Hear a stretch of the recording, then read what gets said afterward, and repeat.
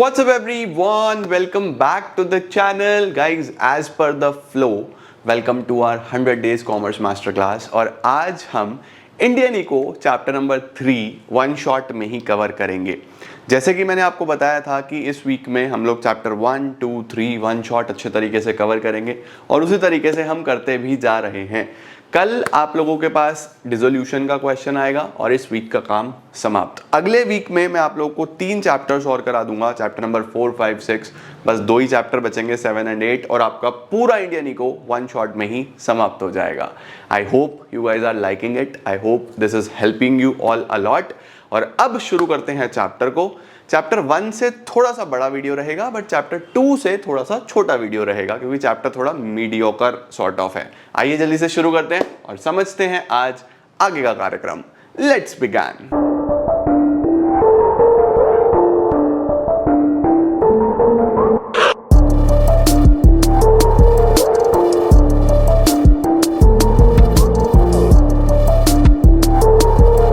मैंने आप लोगों को बताया था कि इंडियन इको एक कहानी है, कहानी हमारे देश की, कहानी हमारे हिस्ट्री के बारे में, कहानी हमारे इकोनॉमी के बारे में कि कैसे हम लोग कॉलोनियल पीरियड से बाहर निकले, कैसे हम लोगों ने हमारे कंट्री का क्या हिस्ट्री रहा है, किस तरीके से एग्रीकल्चरल इकोनॉमी से हम लोगों ने अपनी इंडस्ट्रीज़ को डेवलप करा, कैसे उन 40 सालों में एग्रीकल्चर, इंडस्ट्री और फॉरेन ट्रेड आगे बढ़ा। ये हमने चैप्टर नंबर 2 में पढ़ा। अब चैप्टर नंबर 3 है कि 1991 में ऐसा क्या हुआ कि हमारी इकोनॉमी का पूरा स्ट्रक्चर ही चेंज हो गया, पूरा पैटर्न ही चेंज हो गया। तो एक्चुअल में हुआ क्या दोस्तों कि 1991 में हमने देखा कि जो पब्लिक सेक्टर ने पिछले 40 साल में काम किया है, it was not at all satisfactory. हमारे देश के ऊपर बहुत सारा कर्जा हो चुका है, गवर्नमेंट की बहुत सारी एंटरप्राइजेज ऐसी हैं जो नॉन परफॉर्मिंग है, लॉस मेकिंग है और हम डूबते जा रहे हैं। और हमारे पास हमारा फॉरेन एक्सचेंज रिजर्व्स भी बिल्कुल खत्म हो चुका है क्योंकि हम बहुत ज़्यादा इतना प्रयास करने के बाद भी, इंपोर्ट सब्स्टिट्यूशन वगैरह करने के बाद भी काफ़ी सारा इंपोर्ट करते हैं एंड स्टिल हमारी हालात बहुत ख़राब हो चुकी है।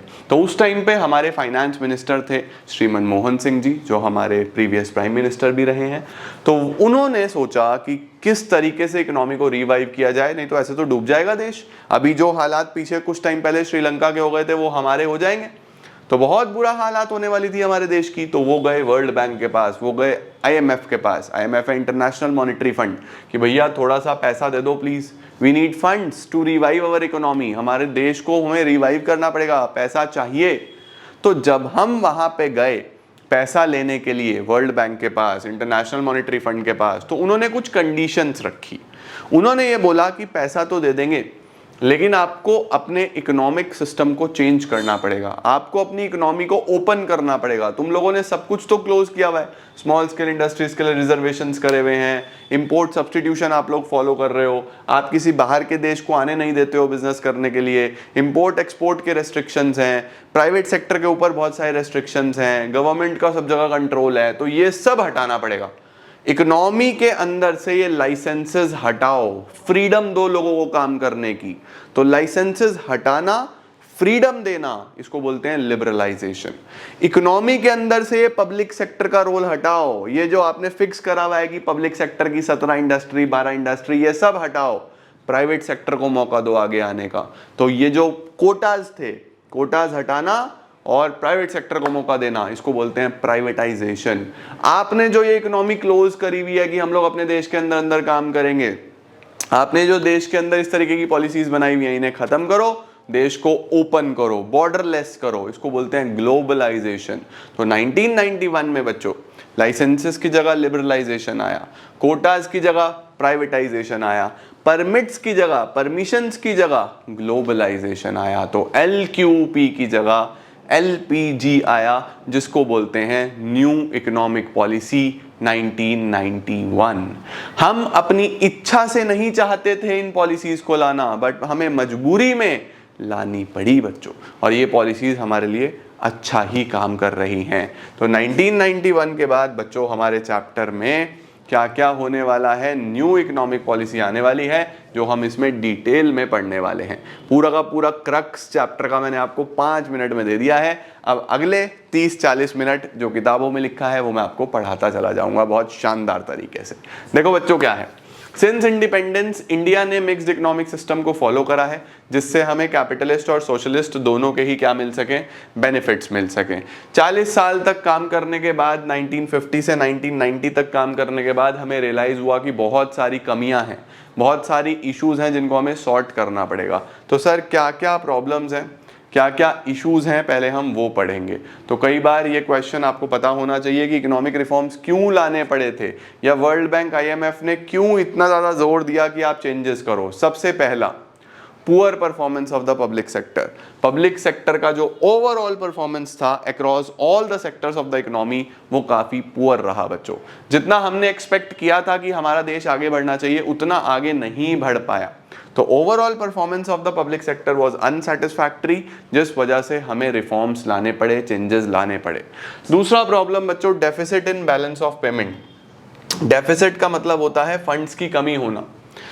देखो फंड्स जब ज्यादा होते हैं बच्चों उसको बोलते हैं सरप्लस, फंड्स जब कम होते हैं उसको बोलते हैं डेफिसिट। तो बीओपी में हम लोग मेनली बच्चों एक्सपोर्ट और इंपोर्ट के बारे में लिखते हैं। तो जब भी इंपोर्ट ज्यादा हो जाए, M stands for import, X stands for export, जब भी इंपोर्ट ज्यादा हो जाए, हम लोग इंपोर्ट इंपोर्ट इंपोर्ट कर रहे हैं, हम लोग यूएस से खाना मंगा रहे हैं, हमारे पास बहुत सारी समस्याएं चल रही हैं, तो जब हम ऐसा कर रहे हैं तो हमारा बहुत सारा पैसा बाहर चला जाता है, बाहर चला जाता है, बाहर चला जाता है। उसको बोलते हैं बीओपी में डेफिसिट होना, कि हम बाहर वाले नेशंस के ऊपर डिपेंडेंट हैं, हम कमा नहीं रहे, खर्च ज़्यादा कर रहे हैं बाहर। तो बीओपी हमारा डेफिसिट में चला गया था, बहुत ज़्यादा हम इंपोर्ट करते थे, तो ये भी एक रीज़न था। तो सबसे पहले पुअर परफॉर्मेंस था पब्लिक सेक्टर का, बीओपी मेरा डेफिसिट में जा चुका था, इन्फ्लेशन बहुत ज़्यादा होता जा रहा था, कंसिस्टेंट राइज था प्राइस लेवल में, हर चीज महंगी होती जा रही थी। अब देखो जिस देश में बच्चों इतनी सारी जनसंख्या होती है वहां इन्फ्लेशन परमानेंट रहता है। आप देखते हो आज भी इन्फ्लेशन है, क्यों? क्योंकि डिमांड ज्यादा रहेगी, इतने सारे लोग हैं, डिमांड करते रहेंगे और सप्लाई कभी पूरी नहीं हो पाएगी, तो शॉर्टेज तो रहेगी, शॉर्टेज होगी तो प्राइसेस तो बढ़ेंगे। तो एक लेवल तक तो इन्फ्लेशन रहेगा, बट बहुत ज्यादा अगर बढ़ रहा है तो वो एक प्रॉब्लम है। तो उस टाइम पे इन्फ्लेशन बहुत ज़्यादा बढ़ रहा था, बहुत ज़्यादा तेज़ी से प्राइसेस बढ़ रहे थे, तो ये भी एक कारण था कि हमें चेंजेस लाने पड़े। चौथा, हमारे फॉरेन एक्सचेंज रिजर्व्स खत्म होते जा रहे थे। पहले आप इसका स्क्रीनशॉट ले लो। हमारे पास जो फॉरेन एक्सचेंज रिजर्व्स थे बच्चों, हमारे पास कहाँ कहाँ काम आते हैं, हमारे फॉरेन बिल्स का पेमेंट करने में, बाहर से कुछ इंपोर्ट करना है उसका पेमेंट करने में, कुछ लोग अगर बाहर से हमारे यहाँ काम करते हैं उनकी सैलरीज देने में, तो हमें पैसा तो चाहिए ना, हमारे पास ख़त्म होता जा रहा था। हमारे पास 2 वीक्स के रिजर्व्स बचे थे कि बस हम 14 दिन सर्वाइव कर पाएंगे, इससे ज़्यादा सर्वाइव नहीं कर पाएंगे, तो हम तो उलझ चुके थे बुरे तरीके से। तो क्या लिखा है देखो, in 1991 foreign exchange reserves fell to the lowest level, और हमें बहुत ज़्यादा उसके अंदर उस टाइम प्रॉब्लम्स झेलनी पड़ी। रिजर्व्स लाने के लिए हमने खुद को डीवैल्यू भी करा। डीवैल्यू क्या होता है वो भी आगे मैं आपको लिबरलाइजेशन, प्राइवेटाइजेशन, ग्लोबलाइजेशन में सिखाऊंगा, तो आपको एकदम क्लैरिटी आ जाएगी। ठीक है जी। उसके बाद बच्चों कर्जा बहुत ज़्यादा था, सरकार ऑलरेडी बहुत ज़्यादा कर्जे में थी और हमें इनफैक्ट अब और कर्जा भी लेना पड़ रहा था इकोनॉमी को रिवाइव करने के लिए। तो क्या करें, कर्जे पे कर्जा लेते गए लेते गए लेते गए देश को रिवाइव करने के लिए, और बर्डन आज भी आप देखो हम सब के ऊपर, अगर हम इंडिया का total loan divided by total number of population कर देते हैं तो फिर पर पर्सन लोन आ जाएगा जो कि कहीं ना कहीं समवेयर अराउंड आप देखोगे 1 लाख रुपए का आएगा, कि हर पर्सन 1 लाख रुपए के लोन के नीचे है। तो कितनी ज़्यादा समस्या है हमारे देश में, आज भी इतना कर्जा है। तो there is a huge burden of debts जो हमारे कंट्री पे उस टाइम पे था। उसके बाद इनएफिशिएंट मैनेजमेंट, जितनी भी एंटरप्राइजेज है उनके अंदर मैनेजमेंट अच्छा नहीं था, सब जगह करप्शन, सब जगह डिले इन वर्किंग, सब जगह पब्लिक सेक्टर की परफॉर्मेंस पुअर, ये हमें देखने को मिल रहा था, जिस वजह से हमें चेंजेस लाने पड़े। तो इनएफिशिएंट मैनेजमेंट सबसे बड़ी प्रॉब्लम है। जल्दी से स्क्रीनशॉट लो। उसके साथ साथ बच्चों और भी बहुत सारी प्रॉब्लम्स थी, जैसे बेरोजगारी, जैसे गरीबी, जैसे पॉपुलेशन एक्सप्लोजन। तो सरकार इतना जनरेशन नहीं कर पा रहा था जिससे इन सब के साथ डील किया जा सके, तो कुछ ना कुछ तो बदलाव करना था। तो बदलाव के नाम पे क्या आया? LPG, liberalisation, privatisation and globalisation. ये मैं आपको बता चुका हूँ already, this is just a read only topic. हम लोग वर्ल्ड बैंक के पास, IMF के पास गए $7 बिलियन का लोन लेने के लिए, ताकि हम काम कर पाएँ, सर्वाइव कर पाएँ। और उन्होंने बोला कि भैया ये रेस्ट्रिक्शंस हटाओ, गवर्नमेंट का रोल कम करो, प्राइवेट सेक्टर से रेस्ट्रिक्शंस हटाओ, ट्रेड रेस्ट्रिक्शंस हटाओ, तो ही हम आपको लोन दे पाएंगे। तो जब ये सब हो गया बच्चों, तो हमें देखने को मिली एक नई पॉलिसी जिसको बोलते हैं the new economic policy 1991, that is the liberalisation, the privatisation, the globalisation. LPG come into existence. समझे? देखो क्या लिखा है। The new economic policy was announced in July 1991. The main aim of the policy was to create a more competitive environment in the economy and remove the barriers to entry and growth of the firms. जो new economic policy है हम उसको classify करते हैं बच्चों दो measures में, ये आपको पता होने चाहिए। बहुत सिंपल है, एक को हम शॉर्ट टर्म के लिए लेने गए मेजर्स बोलते हैं, एक को हम लॉन्ग टर्म में लिए गए मेजर्स बोलते हैं। जो आपको शॉर्ट टर्म बेनिफिट देंगे उसको हम लोग बोलते हैं स्टेबलाइजेशन मेजर्स, जो अभी इकोनॉमी को एक बार स्टेबल करने के लिए लिए गए हैं। और जो लॉन्ग टर्म में इकोनॉमी को ग्रो करने में हेल्प करेंगे उसको बोलते हैं स्ट्रक्चरल रिफॉर्म्स मेजर्स। तो दो प्रकार के मेजर्स हैं बच्चों, एक है स्टेबलाइजेशन मेजर्स, एक है स्ट्रक्चरल रिफॉर्म मेजर्स। तो स्टेबलाइजेशन में क्या होता है? These refers to the short term measures, इनको हम शॉर्ट टर्म मेजर्स बोलते हैं, विच एम्स एट, जिनका एम क्या होता है? Correcting the weakness of the balance of payments. एक तो BOP में जो भी वीकनेस है, जो भी कमियां हैं, जो भी हमें पैसे की जरूरत है, फिलहाल एक्सपोर्ट बढ़ाना है किसी तरीके से, ठीक है, वो उसके साथ साथ कंट्रोल करना, इन्फ्लेशन, महंगाई को कंट्रोल करना, ये क्विक फटाफट करना पड़ेगा, फिलहाल इसकी ज़रूरत है। तो ऐसे मेजर्स को क्या बोला जाता है? Stabilisation measures. और स्ट्रक्चरल रिफॉर्म मेजर्स किसको बोलते हैं बच्चों? लॉन्ग टर्म मेजर्स को। लॉन्ग टर्म में ओवरऑल एफिशिएंसी बेटर करना, इंटरनेशनल कॉम्पिटिटिवनेस डेवलप करना। तो ये हमारा मेन स्ट्रक्चरल और स्टेबलाइजेशन मेजर्स में आ जाता है, एक शॉर्ट टर्म का, एक लॉन्ग टर्म का। जल्दी से इसका भी स्क्रीनशॉट लो, फिर LPG की तरफ चलते हैं।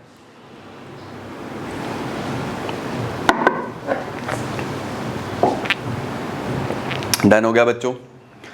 अब आ रहा है बाबू हमारे पास the liberalisation, the privatisation, the globalisation. बनाओ जल्दी से एक चार्ट बनाओ अपनी कॉपी में फटाफट से। न्यू इकोनॉमिक पॉलिसी 1991, इसको 3 पार्ट्स में डिवाइड कर देना। लिबरलाइजेशन, प्राइवेटाइजेशन एंड ग्लोबलाइजेशन बच्चों। अब माइंड में रखना, लिबरलाइजेशन में आपको 5 रिफॉर्म्स पढ़ने हैं, FFITT। प्राइवेटाइजेशन और ग्लोबलाइजेशन में ऐसा कुछ खास नहीं है, कोई बहुत बड़े बड़े रिफॉर्म्स नहीं है, आसान आसान से रिफॉर्म्स हैं, वो हम आसानी से कर लेंगे। लेकिन जो सावधान इंडिया सवाल है, जो मोस्ट इंपॉर्टेंट सवाल है, वो है लिबरलाइजेशन। ठीक है, लिबरलाइजेशन में 5 रिफॉर्म्स हैं जिनको हम फिट के नाम से जानते हैं,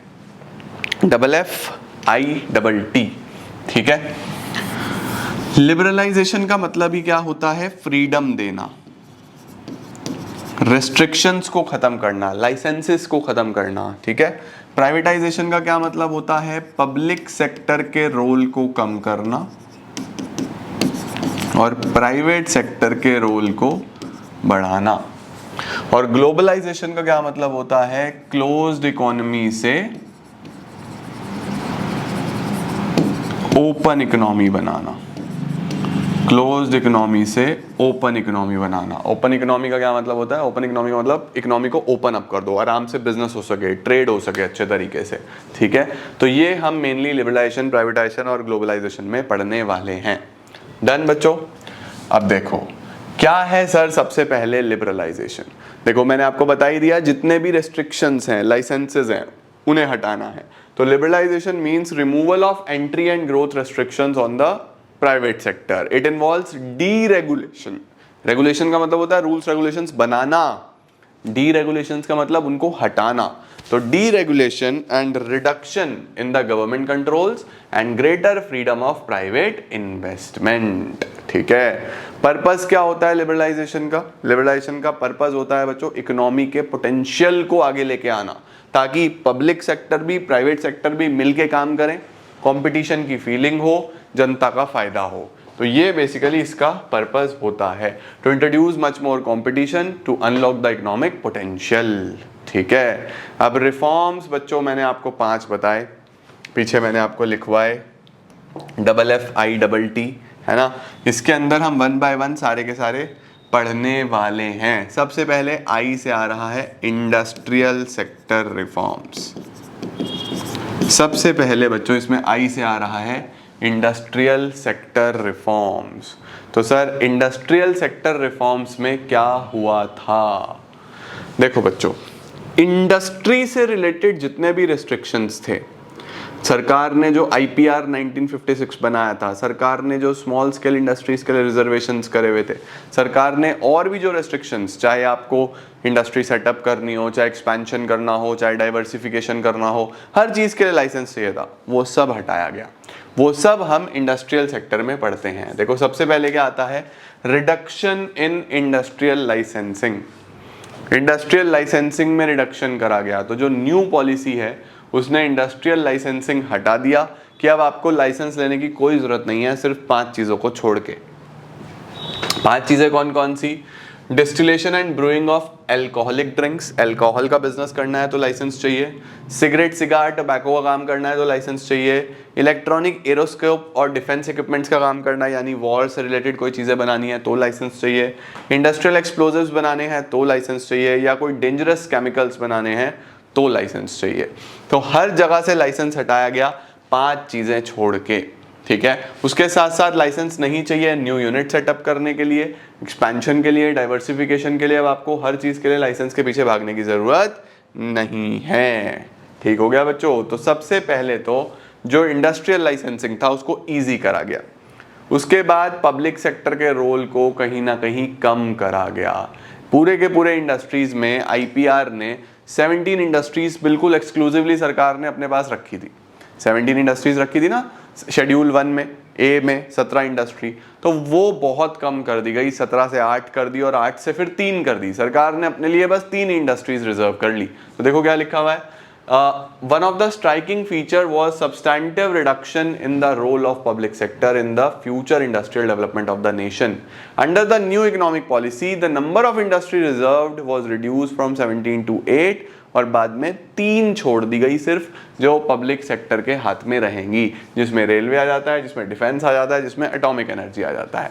तो सबसे पहले इंडस्ट्रियल सेक्टर में क्या बोलोगे, इंडस्ट्रियल रिफॉर्म्स में क्या बोलोगे कि एक तो लाइसेंसिंग ईजी करा गया, लाइसेंसिंग हटाया गया। दूसरा, जो पब्लिक सेक्टर का रोल था वो कम कर दिया गया। तीसरी चीज क्या लिखी है बच्चों, D reservation of small scale industries. जो आपने स्मॉल स्केल इंडस्ट्रीज को रिजर्वेशन दी हुई थी, वो रिजर्वेशन भी हटा दी गई ताकि इकोनॉमी में कॉम्पिटिटिवनेस आए, स्मॉल इंडस्ट्रीज भी लार्ज इंडस्ट्रीज से compete करें और सीखें, और एक फीलिंग ऑफ कॉम्पिटिटिवनेस बढ़े और ज़्यादा ग्रोथ हमें देखने को मिले। तो जो भी रिजर्व थी चीज़ें स्मॉल स्केल इंडस्ट्रीज के लिए, वो भी डी रिजर्व कर दी गई थी। ये तीसरा पॉइंट आ जाता है। चौथा आता है बच्चों MRTP एक्ट। MRTP एक्ट क्या करता था, आपको ट्रेड नहीं करने देता था आसानी से। इस एक्ट में आपके ऊपर ट्रेड बैरियर्स लगे हुए थे कि आपको एक्सपेंशन करना है, आपको ग्रो करना है, आपको कुछ भी इस तरीके का अपना धंधा बढ़ाना है तो आपको लाइसेंस लेना पड़ता था, परमिशन लेना पड़ता था। तो वो MRTP एक्ट भी खत्म कर दिया गया, तो वो लाइसेंस लेने की जरूरत भी खत्म हो गई। तो क्या लिखा हुआ है, with the introduction of liberalization and expansion schemes, the requirement for large companies to seek यानी to take prior permission या prior approval, जो पहले लेना पड़ता था एक्सपेंशन के लिए, एस्टैब्लिशमेंट के लिए, मर्जर के लिए। मर्जर का मतलब होता है जो 2 कंपनीज मर्ज करके मिलके कोई बिजनेस करती हैं, वो सब अब हटा दिया गया था। तो ये सारा बच्चों हमारे पास फिट में आई वाला पार्ट आता है, इंडस्ट्रियल सेक्टर रिफॉर्म्स में। इसके बाद हमारे पास आ जाता है financial sector reforms. Financial sector में अगर हम बात करते हैं बच्चों, तो फाइनेंशियल सेक्टर में बड़ा सिंपल सी चीज़ है जो आपको एक अपने दिमाग में रखनी है, एग्जाम में भी आपको वही लिख के आनी है कि मेजर फाइनेंस सेक्टर की जब बात होती है तो बैंकिंग सेक्टर की बात होती है, मेजर फाइनेंस सेक्टर की जब बात होती है तो फाइनेंशियल इंस्टीट्यूशंस की बात होती है, और जब भी बैंकिंग सेक्टर या फाइनेंशियल इंस्टीट्यूशंस की बात होती है तो इन सब में सबसे सुप्रीम कौन है? आरबीआई। तो यहां पे जो चेंज आया वो आरबीआई के रोल में आया। आरबीआई को बोला गया बेटा बस हो गया, बहुत रेगुलेट कर लिया तुमने चीजों को, अब रेगुलेटर का रोल छोड़ो और फैसिलिटेटर का रोल निभाओ। सभी बैंक्स को फैसिलिटीज प्रोवाइड करो, सभी बैंक्स को आगे बढ़ने में हेल्प करो, नई ब्रांचेस लगवाओ, बैंकिंग को घर घर तक लेके जाओ।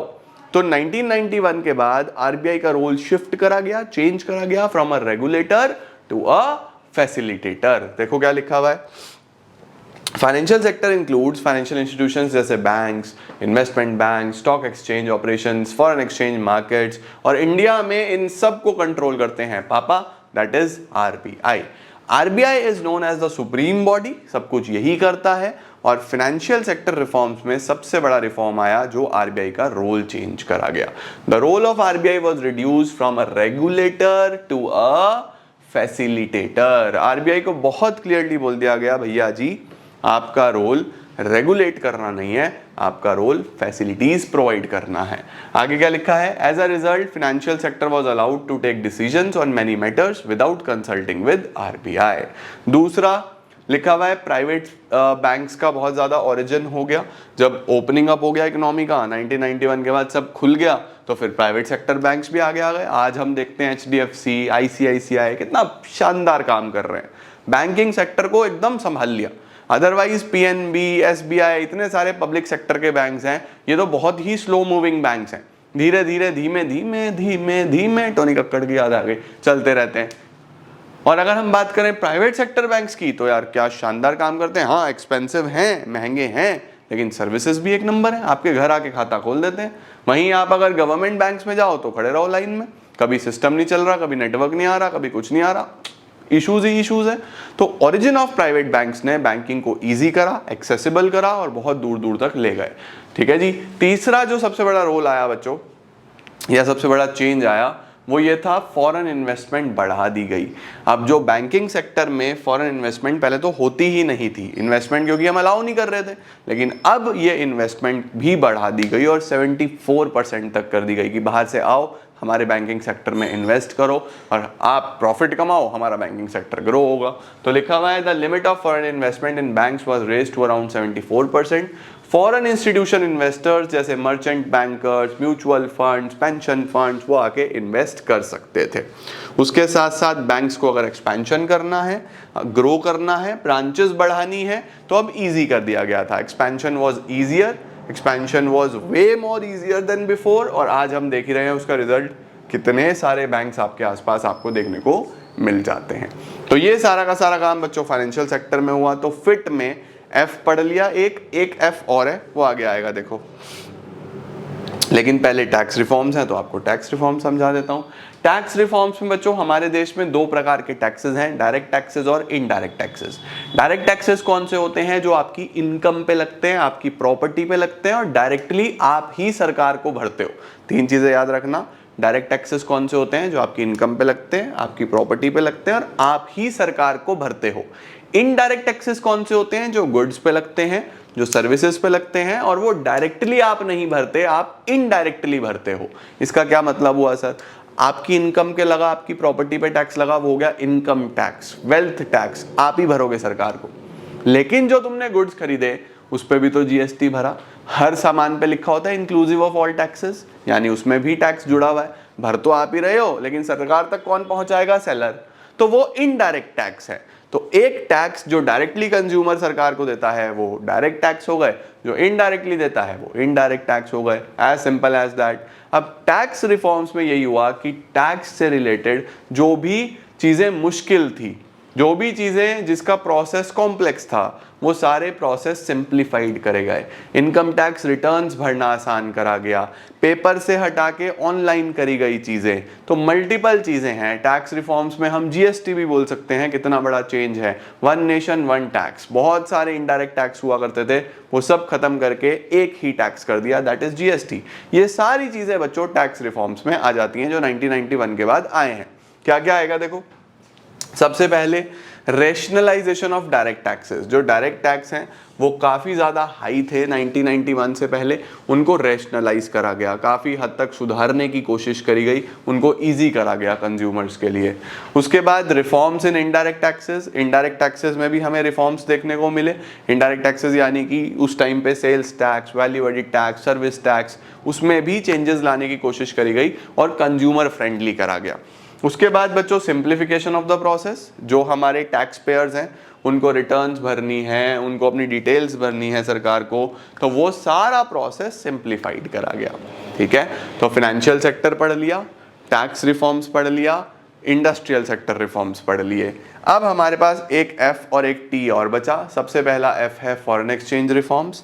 फॉरेन एक्सचेंज में क्या था बच्चों, फॉरेन एक्सचेंज में मैंने आपको बताया था कि हमारे पास फॉरेन एक्सचेंज बिल्कुल समाप्त हो गया था।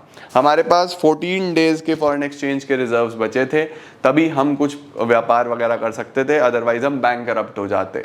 तो इसीलिए सरकार ने फॉरेन एक्सचेंज को बढ़ाने के लिए, ताकि हमारे पास ज़्यादा से ज़्यादा फॉरेन एक्सचेंज आए, रुपए को डी वैल्यू करा। डी वैल्यू करना किसको बोलते हैं सर? डी वैल्यूएशन बच्चों, वैसे मैं आपको फॉरेन एक्सचेंज चैप्टर है पूरा मैक्रो में, उसमें पढ़ा चुका हूं। अगर आप पुरानी प्लेलिस्ट से कर रहे हो, नई प्लेलिस्ट से कर रहे हो तो मैं जल्दी फॉरेन एक्सचेंज रेट पढ़ाऊंगा, तो वहां डिटेल में बात करूंगा। अभी साधारण भाषा में बता देता हूं, अपनी वैल्यू को कम करना। अपनी वैल्यू को कम करना उसको बोलते हैं डी वैल्यूएशन। इसका क्या मतलब है? इसका मतलब ये है, लेट सपोज हम $1 के बदले में आज 80 रुपए देते हैं। अगर यूएस वाला हमें $1 दे तो हम उसको कितने देते हैं? 80 रुपए, कि आप $1 में 80 रुपए तक की चीज खरीद सकते हो।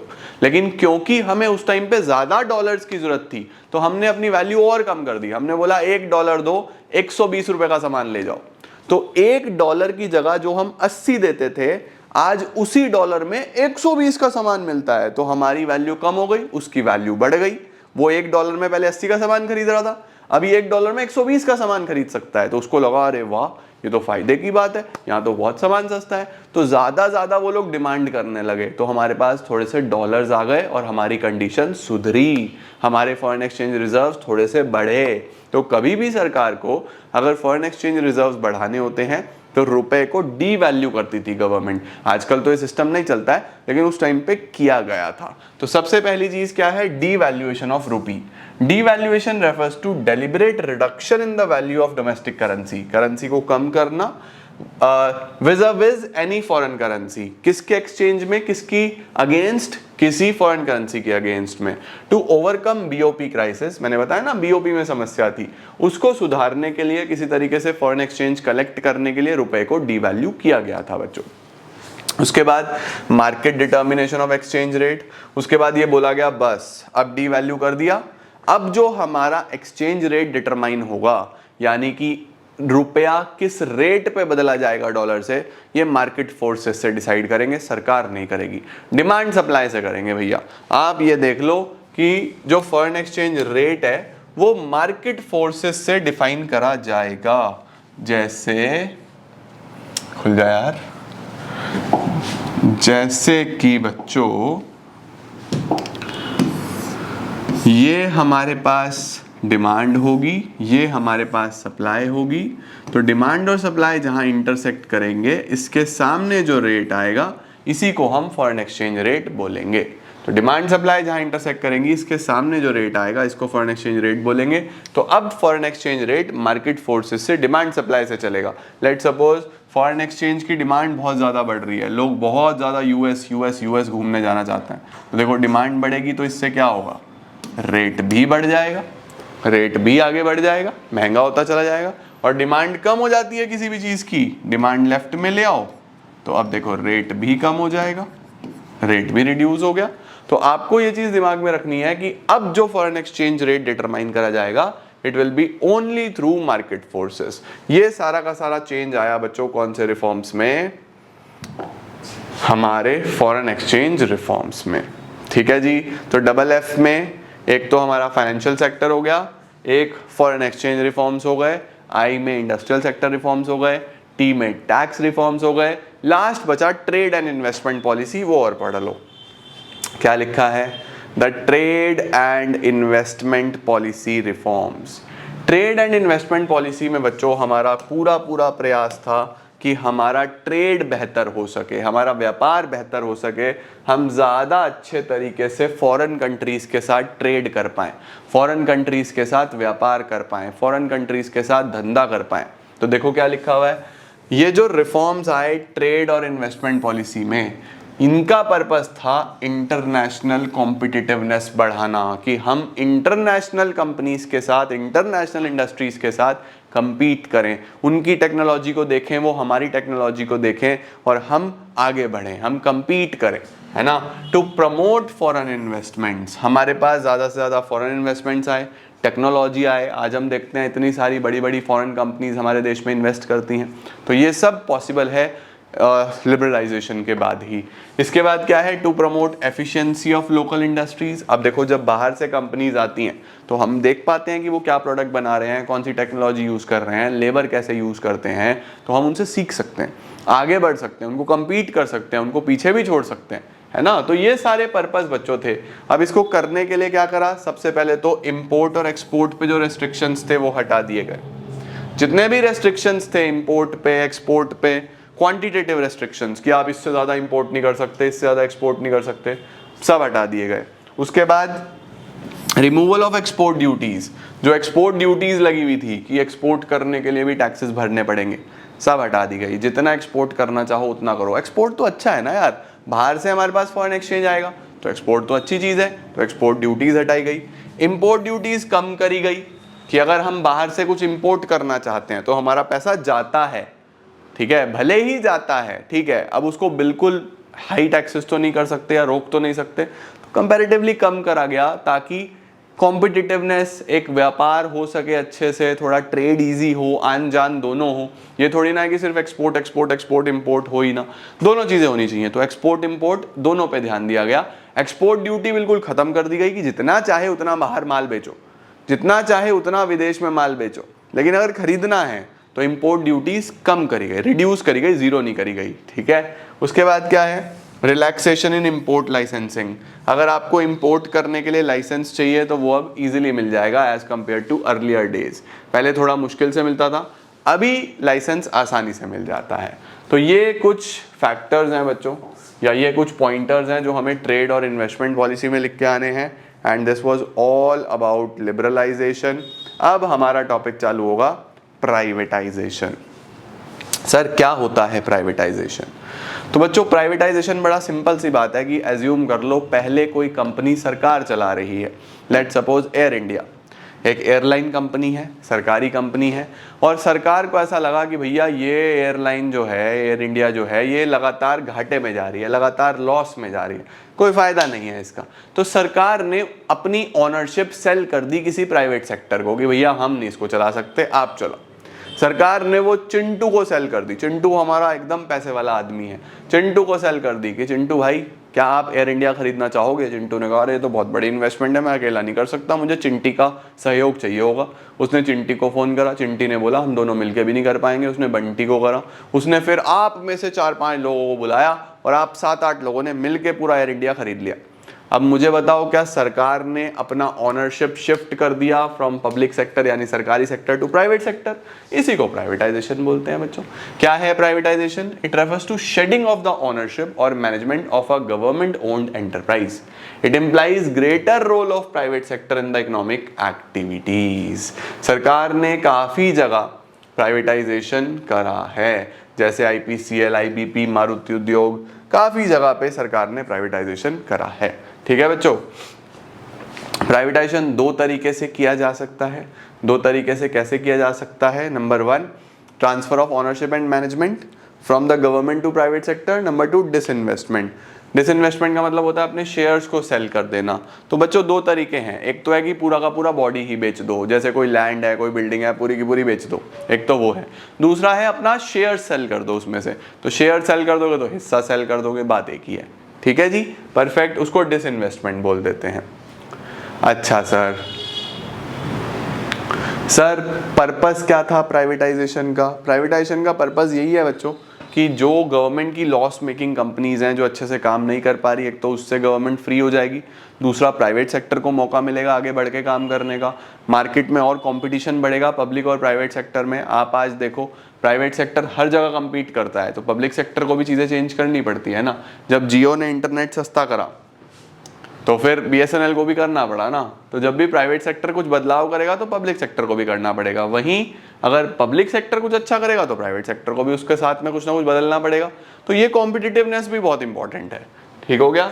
महारत्ना, नवरत्ना, मिनी रत्ना। अब देखो इसके अंदर क्या है, ये हमारे पास कुछ हमारी पुरानी इंडस्ट्रीज हैं जिनको हम महारत्नास बोलते थे, मिनी रत्नास बोलते थे, नवरत्नास बोलते थे। इनके बारे में आपको NCERT में एक बॉक्स मिलेगा, आप बस उसको एक बार रीड कर लेना कि क्या क्या होते हैं। पुरानी इंडस्ट्रीज हैं बच्चों जो पुराने समय से चली आ रही हैं, लेकिन उस टाइम पे बहुत बड़ी इंडस्ट्रीज मानी जाती थी, इसीलिए इनको महारत्न बोलते थे या नवरत्न बोलते थे। इसके अंदर कौन कौन सी इंडस्ट्रीज होती हैं पूरी लिस्ट है, रटने की जरूरत नहीं है, बस महारत्ना नवरत्ना में 2-2 3-3 इंडस्ट्रीज आप लोग याद रख सकते हो, रीड ओनली है।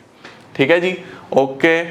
अच्छा जी, देखो क्या लिखा हुआ है, some public sector enterprises have given special status, जैसे उनको हम नवरत्नास या फिर मिनी रत्नास बोलते थे। अब क्यों बोलते थे बच्चों? क्योंकि ये बहुत अच्छे तरीके से काम कर पाते थे, अच्छी मैनेजरियल और ऑपरेशनल ऑटोनॉमी थी इनके पास, अलग अलग डिसीजन मेकिंग अच्छी थी इनकी, और इस स्टेटस से भी उनको मोटिवेशन भी मिलता था कि हाँ यार हम नवरत्नास हैं, हम महारत्नास हैं, मिनी रत्नास हैं, हमें अच्छे से काम करना है। तो वो उनको और मोटिवेट करती थी और पुश करती थी, स्पिरिट हाई रखती थी उनकी अच्छा काम करने के लिए। ठीक हो गया बच्चों। इसके बाद क्या लिखा हुआ है ये पूरी देखो, as on September 23 there are 13 mini ratnas, 14 navratnas और 60 मिनी रत्नास। ठीक हो गया बच्चों। तो 13 महारत्न कौन से हैं? महारत्न होते हैं जो सबसे बड़े हैं, जैसे Indian Oil Corporation, Steel Authority of India. Navratna में कौन कौन से आ जाएंगे? Bharat Electronics, Container Corporation. और मिनी रत्नास होती हैं थोड़ी छोटे लेवल पे काम कर रही हैं, CPSES category of central public sector enterprises, airport authority of India, Antrix corporation. 11 mini Ratnas 2, एक मिनी रत्नास 1 है, एक मिनी रत्नास 2 है, जिसमें भारत पंप्स वगैरह आ जाएंगे। तो सिर्फ रीड ओनली टॉपिक है बच्चों, आपको बस पता होना चाहिए। तो this was about privatisation. Liberalisation हमने कवर करा, लिबरलाइजेशन से ही क्वेश्चन बनता है, उसके रिफॉर्म्स देखे, प्राइवेटाइजेशन देखा। अब हमारे पास आ रहा है globalisation. Sir what is this globalisation?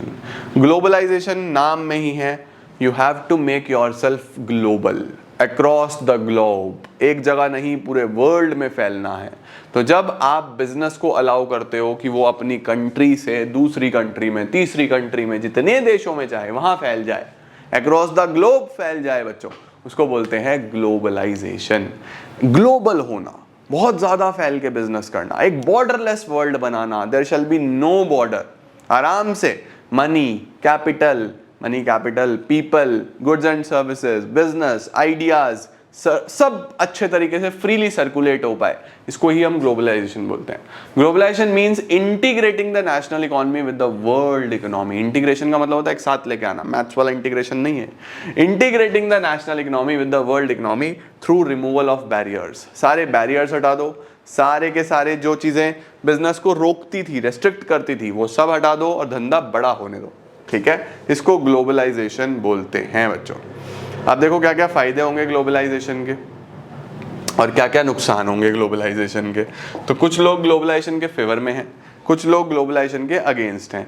जो फेवर में हैं वो लोग क्या बोलते हैं ग्लोबलाइजेशन के बारे में कि भैया एक तो हम ग्लोबल मार्केट्स तक पहुंच पाएंगे, अब हम सिर्फ इंडिया तक सीमित नहीं रहेंगे, हम ग्लोबल मार्केट्स तक जाएंगे, हम बहुत दूर दूर तक पहुंच जाएंगे, पूरे ग्लोब में हम फेमस हो जाएंगे। दूसरा, एडवांस टेक्नोलॉजी हमें देखने को मिलेगी, हम नॉर्मल टेक्नोलॉजी नहीं यूज करेंगे, हम एडवांस टेक्नोलॉजी यूज करेंगे, हम बहुत अच्छी अच्छी टेक्नोलॉजीज देख पाएंगे। देखो अगर आप कहीं वर्ल्ड में घूमने के लिए भी जाते हो कितना कुछ सीखने को मिलता है, कितना कुछ देखने को मिलता है कि वो लोग कैसे रहते हैं, कैसे घर होते हैं, कैसे कल्चर्स होते हैं, कैसे ट्रेडिशंस होते हैं, कैसे नॉर्म्स होते हैं, स्कूल्स कैसे चलते हैं, कॉलेजेस कैसे चलते हैं। वहीं जब company as a businessman, as a company आप जाओगे तो कितना कुछ है सीखने के लिए।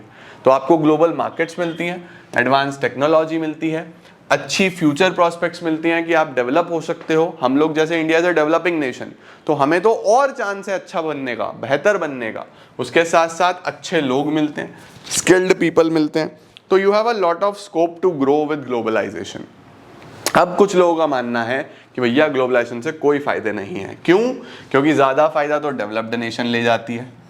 अब जैसे हम ग्लोबलाइजेशन के चक्कर में बाहर वाली कंट्रीज़ को, यूएस को, यूके को, चाइना को अपने देश में आने देते हैं कि चलो ठीक है ग्लोबलाइजेशन है, लेकिन हमारे देश का सारा पैसा ले जाते हैं, हमारे देश पे पूरा कंट्रोल बनाया हुआ है, हमारा सारा डेटा ये यूट्यूब पे, फेसबुक पे, इंस्टाग्राम पे हमारा सारा डेटा, हम क्या सोच रहे हैं, क्या कर रहे हैं, सारा डेटा है इनके पास। इंडिया कैसे चल रहा है सब पता है। ये नुकसान है ग्लोबलाइजेशन के, ज़्यादा फायदा डेवलप्ड नेशन को है। उसके साथ साथ लोगों का वेलफेयर पे फोकस नहीं होता, लोगों के वेलफेयर के बारे में, लोगों की आइडेंटिटी के बारे में कोई ध्यान नहीं दिया जा रहा। हमारा क्या वेलफेयर है उससे कोई मतलब नहीं है इन कंट्रीज़ को, हमारा फ़ायदा है नहीं है इससे कोई मतलब नहीं है। धंधा करना है इन्हें तो बिजनेस करना है बस, और कुछ नहीं है। तो बच्चों डेवलप्ड नेशंस में फ़ायदे ज़्यादा होंगे, वेलफेयर लोगों का ये लोग कॉम्प्रोमाइज़ करते हैं। उसके साथ साथ बहुत ज़्यादा इकोनॉमिक डिस्पैरिटीज़ क्रिएट हो जाती हैं, रिच एंड पुअर में डिफरेंसेस आ जाते हैं बच्चों। क्यों? क्योंकि डेवलप्ड नेशंस ऑलरेडी रिच हैं और वो हमारे यहाँ से और पैसा ले जाएंगे, तो वो तो और रिच होते चले जाएंगे, हम गरीब के गरीब रह जाएंगे। हमें काफ़ी समय लगेगा सीखने में, क्योंकि ज़्यादा बेनिफिट इनको मिलेगा, हमें भी मिलेगा। ऐसा नहीं होता कि भैया हेड्स भी आपका टेल्स भी आपका, एक चीज़ तो हमारी होगी फॉर श्योर, हमें भी फ़ायदा होगा, लेकिन ज़्यादा फ़ायदा उनको होगा। तो डिस्पैरिटीज़ थोड़ी बढ़ेंगी, रिच और पुअर के बीच का गैप थोड़ा सा बढ़ेगा बच्चों। उसके साथ साथ लिखा हुआ है कि जब भी ग्लोबलाइजेशन होता है तो हमारे देश की जो डोमेस्टिक छोटे छोटे बिजनेसेस होते हैं उनको बहुत कंपटीशन फेस करना पड़ता है। अब गाड़ी का एग्जांपल ले लो ना यार, हमारे देश में टाटा, महिंद्रा ये गाड़ियां बनाते हैं, बट फिर भी रोड पे आप Hyundai की गाड़ी बहुत देखोगे। आप इसके साथ साथ बहुत सारी MNCs की गाड़ियां बहुत सारी देखने को मिलेंगी आपको। आजकल हम लोग देख रहे हैं लग्जरी कार्स का ट्रेंड है, तो लग्जरी कार्स कितनी ज़्यादा हमें रोड पे देखने को मिलती हैं, मर्सिडीज़ हैं, BMW है। तो अल्टीमेटली वो कम्पीट तो हमारे वाली गाड़ियों को ही कर रही है ना, तो कंपटीशन बहुत ज़्यादा कई बार नुकसान देता है, इसीलिए लोग ग्लोबलाइजेशन के अगेंस्ट भी हैं बच्चों। ठीक है, अब हमारे पास बच जाते हैं कुछ छोटे छोटे टॉपिक्स। आउटसोर्सिंग हमारे सिलेबस में नहीं है अकॉर्डिंग टू माय नॉलेज, क्योंकि as per latest CBSE syllabus, एक बार मैं चेक कर लूँ हमारे सिलेबस में क्या क्या चीज़ें दी हुई हैं। Syllabus for 24-25, yes, Indian economic development chapter 3 में लिखा है features and appraisals of LPG। Features हमने पढ़े हैं लिबरलाइजेशन, ग्लोबलाइजेशन, प्राइवेटाइजेशन के। डीमोनेटाइजेशन एंड GST हमें पढ़ना है, आउटसोर्सिंग हमें नहीं पढ़ना। हमारे सिलेबस में डीमोनेटाइजेशन एंड GST लिखा हुआ है बच्चों। आउटसोर्सिंग फिर भी होता क्या है मैं आपको वैसे ही थोड़ा सा बता देता हूँ। जैसे हम लोग बहुत सारे बाहर की कंट्रीज़ के लिए काम करते हैं, US, UK, इन कंट्रीज़ को ऐसा लगता है कि बहुत सारी एक्टिविटीज़ हैं जो इनके लिए नॉन कोर है। नॉन कोर का मतलब कि इनके लिए बहुत इंपॉर्टेंट नहीं है, तो ये लोग क्या करते हैं अपना काम और नेशंस में बांट देते हैं कि तुम लोग कर दो। तो हम लोग बहुत सारा काम करते हैं, जैसे बैंकिंग का, सेल्स का, मार्केटिंग का, हम बहुत सारा काम इन कंट्रीज़ के लिए करते हैं। तो जब कोई कंट्री अपना कुछ काम किसी और कंट्री को देता है करने के लिए, उसको बोलते हैं काम को आउटसोर्स कर देना, आउटसोर्सिंग। ये आउटसोर्सिंग है बच्चों बेसिकली। तो आपको पता चल गया आउटसोर्सिंग। इंडिया बहुत फेवरेबल कंट्री है आउटसोर्सिंग के लिए। ये सब बेसिक चीज़ें हैं।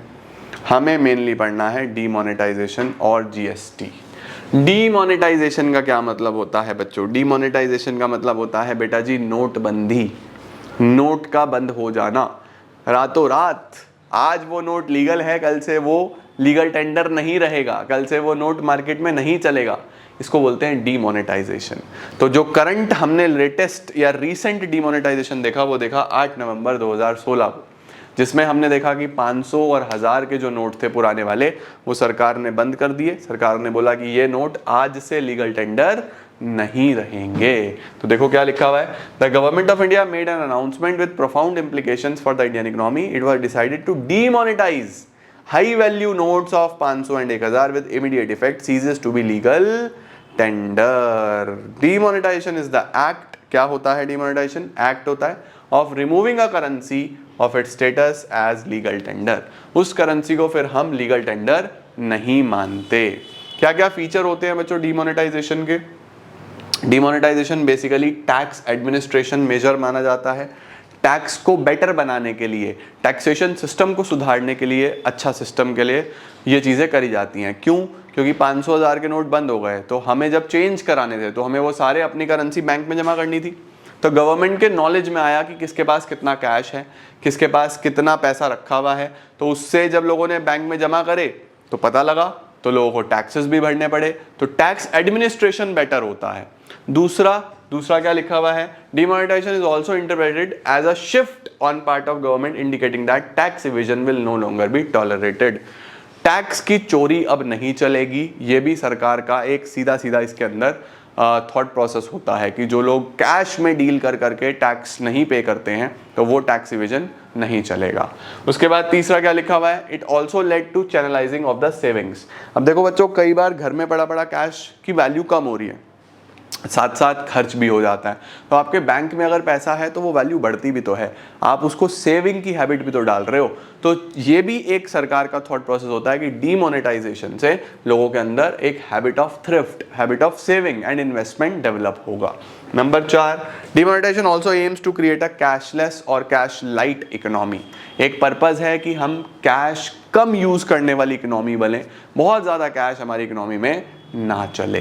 तो हमारा जो पर्पस है डीमोनेटाइजेशन के, टैक्स एडमिनिस्ट्रेशन है, टैक्स इवेजन को रोकना है, कैश लाइट इकोनॉमी बनाना है और लोगों में सेविंग और थ्रिफ्ट की हैबिट डेवलप करना है। तो this was all about demonetisation. जल्दी से स्क्रीनशॉट ले लो। अब बच्चों इम्पैक्ट ऑफ डीमोनेटाइजेशन आ रहा है। इम्पैक्ट ऑफ डीमोनेटाइजेशन में आप लोग देख सकते हो कि कुछ चीज़ें लिखी हैं यहाँ पे। सबसे पहले मनी इंटरेस्ट रेट्स कम होंगे, डिक्लाइन हो गई कैश ट्रांजैक्शंस, बैंक डिपॉजिट्स बढ़ गए, फिनेंशियल सेविंग्स बढ़ गई। प्राइवेट वेल्थ की अगर हम बात करें तो प्राइवेट वेल्थ कम हुई है, क्योंकि बहुत सारे जो नोट्स थे वो रिटर्न नहीं हुए, यानी कि बहुत सारे नोट्स थे जो लोग अपना हिसाब देना ही नहीं चाहते थे, तो उन्होंने सरकार को दिए ही नहीं। बहुत सारे लोगों ने करप्शन वगैरह भी करा, तो ये जो वेल्थ थी लोगों की वो कंपैरेटिवली कम हुई। पब्लिक सेक्टर वेल्थ पे कोई इम्पैक्ट नहीं आया। डिजिटल ट्रांजेक्शन्स हम लोग देखते हैं, यूपीआई वगैरह बढ़ी हैं तो डिजिटल इकनॉमी बढ़ी है। रियल एस्टेट के प्राइजेस कहीं ना कहीं डिक्लाइन हुए और वो वापस से अब बढ़ चुके हैं, तो उस टाइम पे गिरे थे लेकिन अब वापस से वहीं आ गए हैं। टैक्स कलेक्शन जो था सरकार का वो बढ़ गया, काफ़ी ज़्यादा टैक्स कलेक्शन हुआ था क्योंकि लोगों ने डिस्क्लोज करी अपनी इनकम, कितना पैसा हमारे पास है, तो टैक्स कलेक्शन भी बढ़ा। ठीक हो गया बच्चों। इसके बाद वी हैव लास्ट टॉपिक जिसको बोलते हैं GST, the goods and services tax. मैंने आपको बता ही दिया पीछे कि हमारे पास दो प्रकार के टैक्सेस होते हैं, डायरेक्ट और इनडायरेक्ट। जीएसटी एक इनडायरेक्ट टैक्स है बच्चों, जो कि आप भरते हो लेकिन आपको पता नहीं चलता कि आप भर रहे हो, क्योंकि आपसे सेलर बिल में जोड़ के ले लेता है ये टैक्स। जब आप पिज़्ज़ा खाने के लिए जाओगे या कहीं भी आप कुछ भी बाय करते हो तो उस बिल में आपसे सामान का पैसा भी लिया जाता है और टैक्स का पैसा भी लिया जाता है, तो वो एक इनडायरेक्ट टैक्स होता है बच्चों। इनडायरेक्ट टैक्सेस आप इनडायरेक्टली भरते हो। अब पहले हमारे देश में बच्चों बहुत सारे इनडायरेक्ट टैक्सेस चलते थे, sales tax, service tax, value added tax, excise duty, multiple taxes चला करते थे। लेकिन जीएसटी जब आया 2017 में, डेट याद रखना, 16 में डिमोनेटाइजेशन हुआ, 17 में जीएसटी आया। इसने वन नेशन वन टैक्स के एजेंडा को फॉलो करा और सारे वो इनडायरेक्ट टैक्सेस खत्म कर दिए। अब हमारे देश में एक ही इनडायरेक्ट टैक्स है, that is GST. GST goods and services tax is a comprehensive indirect tax which has replaced many indirect taxes in India। ये 2017 में बिल पास हुआ था, एक्ट आया था 1 जुलाई 2017 से।